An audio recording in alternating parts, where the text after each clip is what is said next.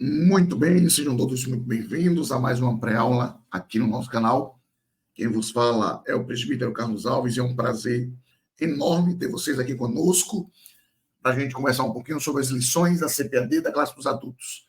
Então, a pré-aula de hoje é a pré-aula 4, que vamos tratar sobre a Igreja e o Reino de Deus.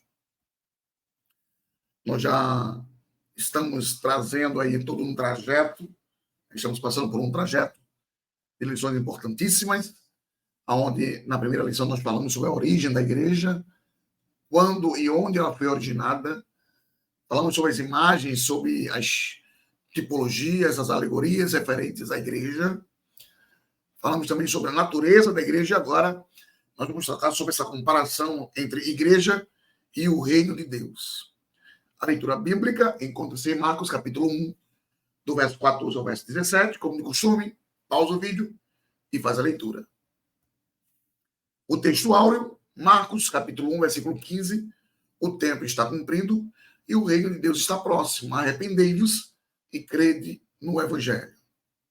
E a verdade prática diz que pregar a mensagem do reino de Deus é uma importante missão da igreja. A gente viu isso no trimestre passado, quando a gente abordou aí a temática da lição sobre missiologia, e hoje nós estamos tratando sobre a eclesiologia.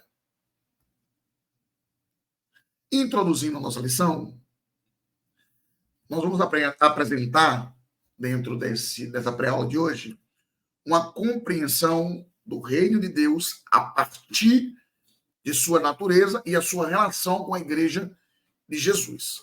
Então, nós vamos mostrar o reino dividido na sua dimensão universal e soberana, bem como a sua realidade presente e futura.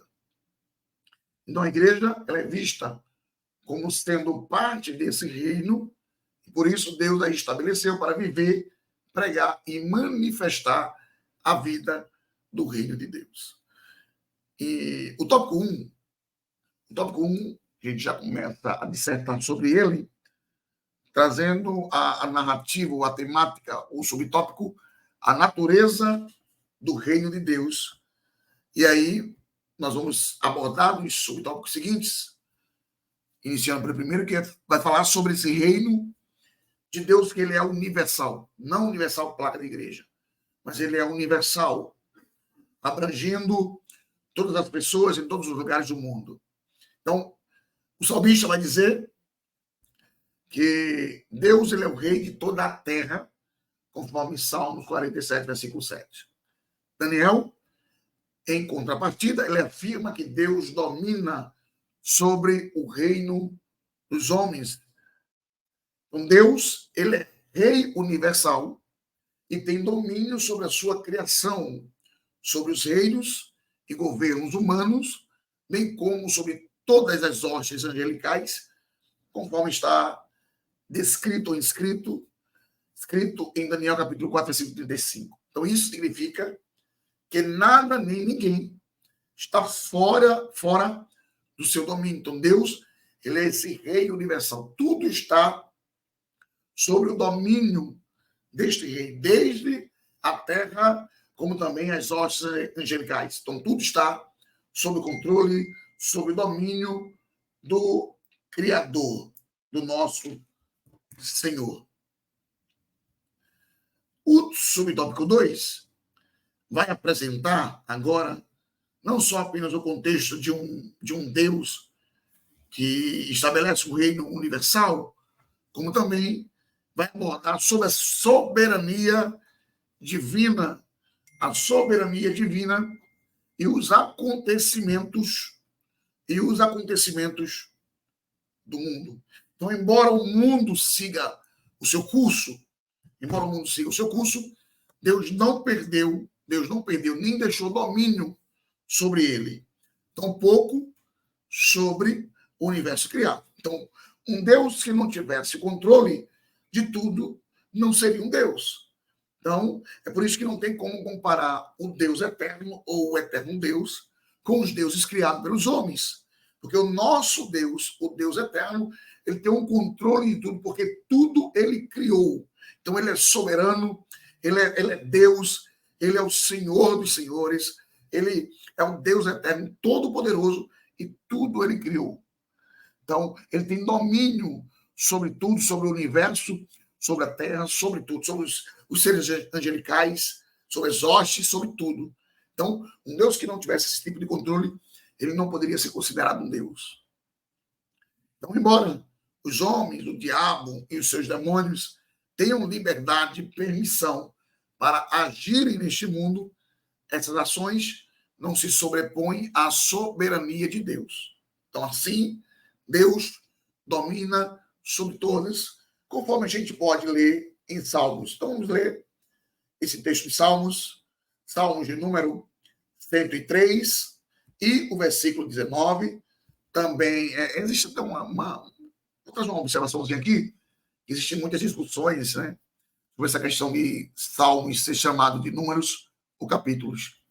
Bem, a gente que é oriental aqui, né, ocidental, melhor dizendo, a gente vai ler a Bíblia como livros. Então, uma vez que eu leio, eu denomino como livros. Obviamente, eu estou falando de capítulos nas suas divisões, né? Os Salmos, ele é um inário de Israel, então por isso que a gente chama números, mas também não é errado chamar capítulos, afinal, nós estamos tratando como um livro. Então, não só inário, então, para Israel, Salmos é um inário judaico, e para nós também, além de ser um inário, ele entra dentro das classificações de livro, então não é errado também chamar de capítulo. Tá? Então, tanto capítulos quanto números estão corretos, não tem nenhum equívoco contra isso. Mas ainda falando sobre essa questão que Deus, o Deus eterno, domina sobre todos, Salmo 103 e versículo 19, diz assim: o Senhor tem estabelecido o seu trono nos céus e o seu reino domina sobre tudo. Ok? Então, Deus, o nosso Deus, o Deus eterno, é um Deus soberano que domina sobre tudo e sobre todos. E, por fim, o reino de Deus e a nação de Israel e a igreja. Então, o Antigo Testamento revela que Deus escolheu um povo, Israel, para reinar sobre ele e, através dele, em um governo soberano e teocrático. Então, Deus escolhe um povo, que é Israel, para, através desse povo, ele reinar sobre ele e, através dele, em um governo soberano e teocrático, que não precisaria de governantes, de reis, de príncipes, e sim Deus, ele era o próprio rei de Israel. Por isso que ele tinha estabelecido um governo teocrático. E depois, a gente já começa a ver isso em 1 Samuel, que o povo de Israel ele quer se assemelhar às outras nações e pede um rei. E aí é onde acontece aí o processo da monarquia, o período da monarquia. Então, a transição de um governo soberano teocrático passa agora para um governo monárquico, ok?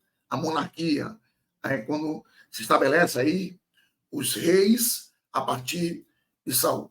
Mas Deus estabelece justamente esse povo para reinar através dele e sobre ele, dentro de um governo soberano e teocrático. Então, quando Israel estava organizado em um regime tribal, Deus reinava sobre ele. Então, números a gente vê essa organização, né? Um regime tribal, as tribos de Israel, de forma soberana, exercendo o seu governo teocrático sobre o seu antigo povo. Israel, por isso, era um reino sacerdotal. Então, Deus escolheu Israel com o propósito de abençoar essa nação e, por meio dela, todos os povos. Então, a gente vê essa bênção a partir de Abraão, e a partir de Abraão, dessa bênção que iria para a nação, Deus iria abençoar todas as outras nações. Deus faz essa promessa em Abraão, que a partir dele, da semente dele, da nação dele, Deus iria abençoar todas as nações do mundo. Então, esse propósito, ele se concretizou em Jesus, que estabeleceu a igreja. Então, você vê que desde Abraão até os dias da igreja, esse propósito foi cumprido, esse projeto foi cumprido e ele foi culminado, ele foi concretizado de fato em Jesus, e a partir de Jesus que ele estabelece a igreja dele. E aqui a gente traz uma distinção entre o reino de Deus e o reino das trevas. Eu acho que é importante a gente trazer essa visão para a gente entender, uma vez que a gente vai tratar só sobre o reino de Deus durante essa pré-aula. E aí a gente traz aí essa distinção, ok? Então, o reino de Deus, baseado no texto tema, como também o reino das trevas. Então, vamos lá. O reino de Deus, o rei é Deus, o rei é santo, os seus integrantes são santos, os integrantes nasceram de novo, a verdade é absoluta, respeita-se a lei dos homens, até o ponto que esta não fere a lei de Deus, e o Espírito Santo é quem domina. Então, aqui você vê características importantes do reino de Deus, que vai se contrapor ao reino das trevas. Vamos lá. Então, no reino das trevas, o rei é Satanás, o rei é iníquo, os seus integrantes são ímpios, os integrantes não nasceram de novo, a verdade é relativa, e o espírito do anticristo é quem domina. Então, você vê essas distinções entre o reino de Deus e o reino das trevas. E, sintetizando o tópico 1, as escrituras sagradas revelam a universalidade do reino de Deus, bem como o seu propósito específico para com Israel e para com a igreja. Ok? Então, seguindo para o tópico 2, nós vamos tratar agora sobre a igreja e as dimensões do reino de Deus. Bem, o primeiro subtópico vai falar sobre o reino de Deus como uma realidade presente. A gente consegue ver isso nos evangelhos. Nós vemos Jesus chamando a atenção para essa dimensão presente do reino de Deus através do próprio João Batista, quando ele pregava: arrependei-vos, porque é chegado o reino dos céus. Depois a gente vai trazer uma nota sobre essa questão de reino dos céus e reino de Deus. Então fica até o final, que a gente tem um ponto extra, só para a gente tratar sobre isso. É uma observação que eu acho muito pertinente a gente trazer sobre essa questão do reino dos céus e reino de Deus. Então, continua com a gente. Então, com o advento de Jesus, o reino de Deus já estava presente entre os homens. Então, o reino de Deus não é algo subjetivo, mas algo concreto, algo real. Por exemplo, Jesus libertando e curando um endemoniado cego e mudo, né? Quando Jesus opera essa cura, os fariseus vai o acusá-lo de que tudo isso que ele fazia, todos esses milagres, ou esse milagre em específico, ele estava fazendo pelo poder de Beelzebul. Mateus 12, 28, vai dizer, mas isso Jesus respondendo, mas se eu expulso os demônios pelo Espírito de Deus, é conseguintemente chegado a vós o reino de Deus. Olha a resposta de Jesus para os fariseus quando o acusaram de ele estar repreendendo, operando esse tipo de libertação pelo poder de Beelzebul. Então Jesus diz que se ele expulsa os demônios pelo poder do Espírito Santo, é chegado o reino de Deus até vós. E os fariseus não lhes deram crédito. E a pergunta que fica, né? Onde está o reino de Deus? É o segundo subtópico desse tópico. O reino de Deus, como realidade presente, não está relacionado ao espaço geográfico. Não era a questão de ser estabelecido o reino físico, mas com a presença de Jesus.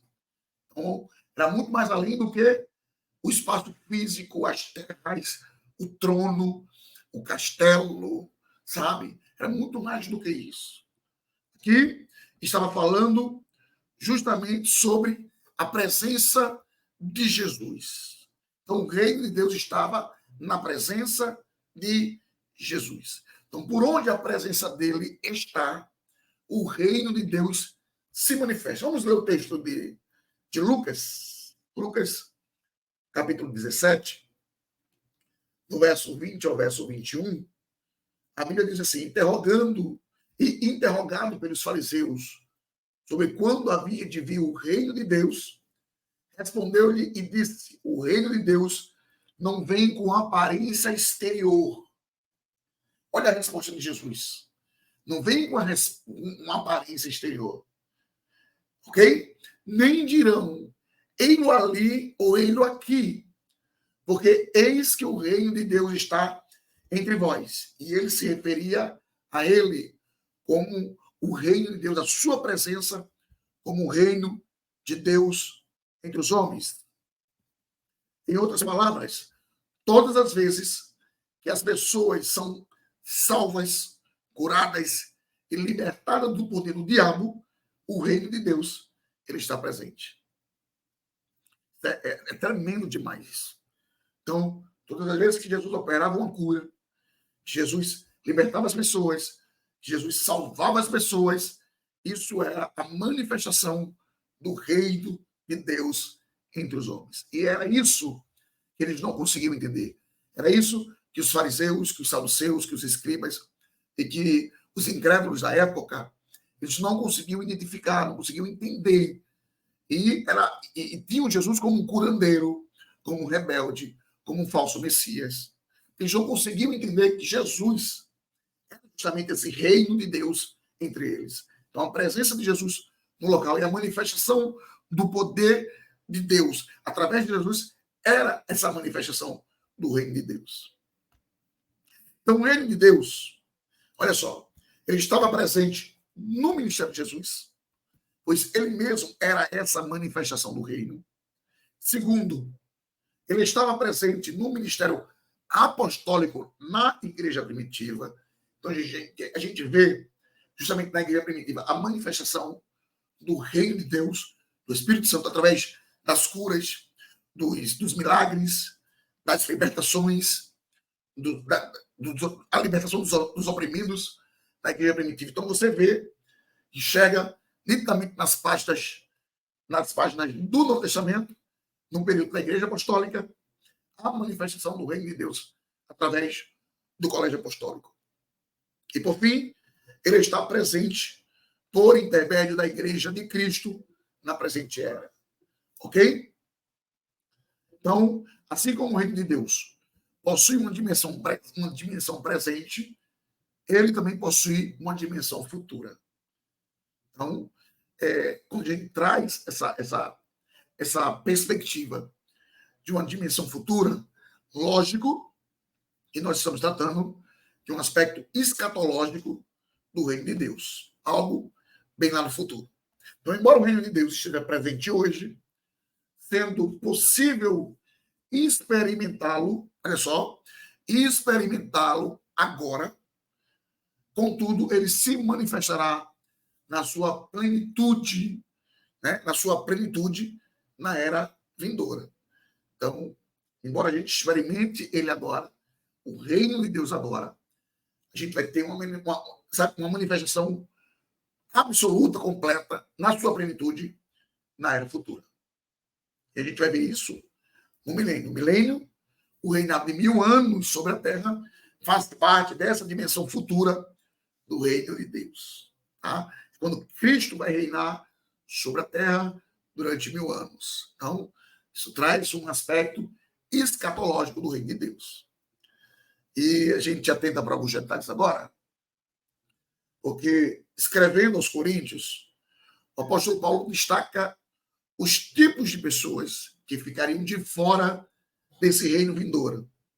Então, 1 Coríntios 6, do verso 9 ao verso 10, ele vai dizer o seguinte: não sabeis que os injustos não hão de herdar o reino de Deus? Não erreis, nem os devassos, nem os idólatras, nem os adúlteros, nem os efeminados, nem os sodomitas, nem os ladrões, nem os avarentos, nem os bêbados, nem os maldizentes, nem os roubadores herdarão o reino de Deus. Fica a dica. Então, cada um dê ouvido ao que o Espírito diz às igrejas. E sintetizando aqui o tópico 2, o reino de Deus possui uma dimensão presente, mas ele também possui uma dimensão futura, ou seja, uma dimensão escatológica. Bem, o tópico 3 vai tratar sobre a igreja, agora, dentro do contexto do reino de Deus. E aí o subtópico 1 vai falar sobre essa distinção entre igreja e reino de Deus. Olha só. Então, deve ser destacado que a igreja faz parte do reino de Deus. Contudo, ela não é o reino de Deus em toda a sua expressão.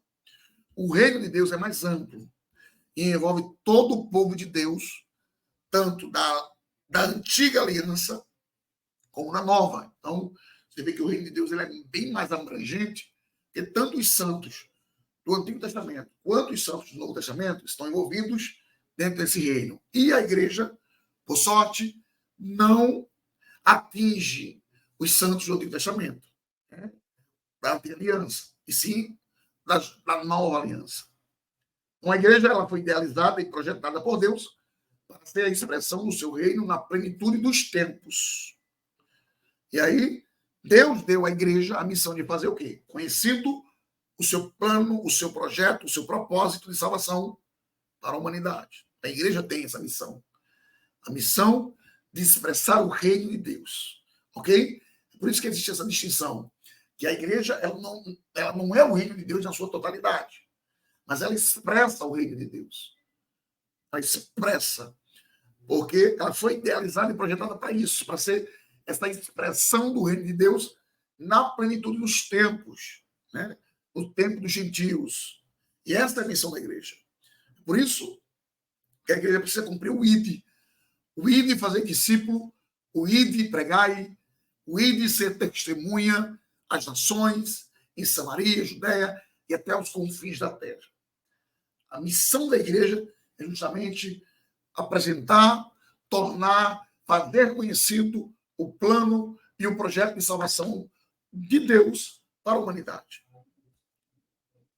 Então, é por intermédio dela que as insondáveis riquezas de Cristo se tornaram o quê? Conhecida dos principados e potestades. Então, por meio da igreja, que o reino de Deus será conhecido na terra. Então, esse é o papel da igreja. É a essência de ser igreja. É a natureza da igreja. Então, pregar o reino de Deus é a importante missão da igreja. Então, a igreja, dentro do que se remete à mensagem do reino de Deus, pregar pregar o evangelho, pregar o reino de Deus, de fato, é a missão da igreja. Atos 19, 8. Vamos ler aqui o texto de Atos 19 e o verso 8. A Bíblia diz: e entrando na sinagoga, falou ousadamente por espaço de 3 meses, disputando e persuadindo-os acerca do reino de Deus. Você vê que pregar o reino de Deus é a importante missão da igreja. Tiago, capítulo 2, também vai trazer uma abordagem importante sobre essa essência da igreja. Então, Tiago, capítulo 2, versículo 5, vai dizer: ouve, meus amados irmãos, porventura não escolheu Deus aos pobres deste mundo para serem ricos na fé e herdeiros do reino que prometeu aos que amam? Então, o reino de Deus é a mensagem de esperança feita a todos aqueles que o amam. Aleluia. E a gente traz aqui um destaque quando Paulo fala, né, aos presbíteros de Éfeso. Então, Paulo recordou que pregou ele o evangelho do reino de Deus, Atos 20, 25. Então, Paulo falando aos presbíteros de Éfeso, ele vai trazer essa recordação que pregou a eles, aos presbíteros de Éfeso, o reino de Deus. Quando, já prisioneiro em Roma, vemos Paulo pregando o reino de Deus também. O reino de Deus. Os novos na fé eram conscientizados da realidade do reino de Deus. Então você vê a importância de Paulo, como Paulo traz essas recordações quando falava aos presbíteros, que ele pregou o reino de Deus a eles. Quando estava preso em Roma, também pregou o reino de Deus. E aos novos na fé, também trouxe essa conscientização da realidade do reino de Deus. Portanto, pregar a mensagem do reino é a missão da igreja. Essa missão só é executada quando a igreja local possui uma visão de reino. Enquanto a igreja local não possuir uma visão de reino, essa missão não vai estar cumprida dentro dessa igreja local. Quando a visão da igreja local foi em outras coisas, em coisas materiais, em coisas fúteis, em dinheiro, em ganância, e tantas outras coisas, em posições, e não for visando o reino de Deus, ela não estará executando a missão para a qual foi confiada. Então, isso significa que a igreja sabe que o reino de Deus é o que é importante, é o que ela mais tem de importante na sua vida, na sua essência. Bem, e sintetizando aqui, sintetizando o tópico 3, o reino de Deus é mais amplo e envolve todo o povo de Deus em todas as épocas. Então a igreja, porém, está inserida no reino de Deus. E a gente traz aqui um ponto extra, justamente sobre aquele quesito que falamos lá atrás um pouco, sobre reino de céus e reino de Deus. Tá? Ainda dentro do tópico, a igreja é a mensagem do reino dos céus. Então, será que existe, de fato, distinção sobre reino de Deus e reino dos céus? Será que existe diferença? Por que existe a expressão reino dos céus e também existe a expressão reino de Deus? Vamos lá. Nos evangelhos de Marcos e Lucas, a expressão reino de Deus aparece com frequência. Todavia, no evangelho de Mateus, a expressão mais usada pelo evangelista aparece cerca de 34 vezes reino dos céus. Você vê que dentro do mesmo assunto, que são evangelhos sinóticos, são evangelhos parecidos, com visões diferentes daqueles que estavam escrevendo, Mateus, utilizando-se da mesma passagem que Marcos e Lucas, não utiliza o termo reino de Deus e utiliza o reino dos céus. E por cerca de 34 vezes, o reino dos céus ele aparece nos escritos de Mateus. Só que aí existe um comentário intrigante, porque a maioria dos eruditos bíblicos, eles concordam que o emprego da expressão reino dos céus foi aplicado por Mateus devido à rejeição do povo israelita ao uso indiscriminado do nome de Deus. Então você vê que alguns eruditos, eles acreditam e creem dessa forma, que quando Mateus utiliza-se da expressão reino dos céus, ele está poupando utilizar a expressão Deus ou nome de Deus para não ter aquela ideia de tomar o nome de Deus em vão. Então, por isso que eles acreditam que Mateus, devido à rejeição do povo israelita ao uso indiscriminado do nome de Deus, ele não utilizou o nome reino de Deus, e sim reino dos céus. Entretanto, nós estamos falando de algo igual, sinônimo, intercambiável, parecidos e igual.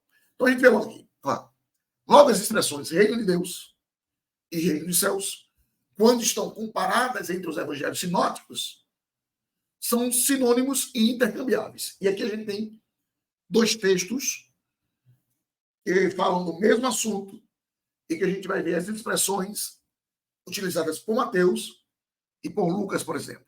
Vamos lá. Mateus capítulo 5, versículo 3, vai dizer o seguinte: bem-aventurados os pobres de espírito, porque deles é o reino dos céus. Ok? Lucas, falando do mesmo assunto, no capítulo 6, versículo 20, Lucas vai dizer o seguinte: e levantando-se ele os olhos para os seus discípulos, dizia: bem-aventurado vós, os pobres, tá? Porque vosso é o reino dos céus. Então você vê aqui que Mateus, ele suprime a expressão Deus, enquanto que Lucas já utiliza, né? O que Lucas está escrevendo aí para os romanos, então, para os romanos, Marcos para os gregos, então ele tá escrevendo ali para os romanos, então ele não tem dificuldade de colocar, de escrever a palavra Deus. Já Mateus, ele suprime essa expressão Deus e utiliza-se o termo céus, ok? Então, você vê que, dentro do mesmo contexto, está falando da mesma coisa. Por isso que essas expressões são sinônimas e intercambiáveis. Outro texto, também Mateus 13, verso 10 e verso 11, vai dizer o seguinte: e acercando-se dele, os discípulos disseram-lhes, por que lhes fala por parábolas? Ele respondendo, disse-lhes, porque a vós é dado conhecer os mistérios do reino dos céus, mas a ele não lhes é dado. Marcos, olha aí, capítulo 4, versículo 10, versículo 11, diz, e quando se achou só, os que estavam junto dele com os 12, interrogaram-no acerca da parábola. E ele lhes disse, a vós nos é dado saber os mistérios do reino de Deus. Mas os que estão fora, todas essas coisas se dizem por parábola. Então você vê aí o mesmo contexto, a mesma fala, com expressões diferentes. Então, tanto o reino de Deus quanto o reino dos céus são sinônimos, tá? E, conforme falamos um pouco atrás, os eruditos, né, mais ortodoxos, eles acreditam que Mateus suprimiu devido à rejeição, né, do povo acerca do uso indiscriminado do nome de Deus. Então, é por isso que Mateus a gente vê reino dos céus com mais frequência e nos demais evangelistas a gente vê o reino de Deus também com mais frequência. Ok? Então, reino de Deus ou reino dos céus? Bom, aí ambos são a mesma coisa. Tanto o reino de Deus quanto o reino dos céus é a mesma expressão, é a mesma coisa, está falando do mesmo objetivo, do mesmo propósito, de um mesmo reino. Ok? Então, finalizando aqui a lição de hoje. Nessa lição nós aprendemos um pouco mais sobre o reino de Deus, sobre o reino de Deus. Como disse alguém, a igreja não é idêntica ao reino de Deus, pois este é maior do que ela. Todavia, a igreja é o instrumento presente do reino e herdará o reino de Deus. Assim, o reino de Deus, em sua plenitude, ou na sua manifestação final, incluirá todos os crentes que professaram ou professarão sua fé em Cristo, o Filho de Deus. Então, queridos, muito obrigado você que chegou até aqui. Deus te abençoe. Para a semana nós temos um encontro marcado na próxima aula, que vamos tratar sobre a missão da Igreja de Cristo. Olha, uma vez mais, voltando aqui para a temática da missiologia. Então, fica com a gente, curte, compartilha, se inscreve, comenta, distribui para todo mundo essa aula de hoje. E para nós é só motivo de gratidão. Muito obrigado por você estar aqui conosco. Deus te abençoe. Até a próxima aula, se Deus assim permitir. Tchau, tchau. Fiquem na paz do Senhor.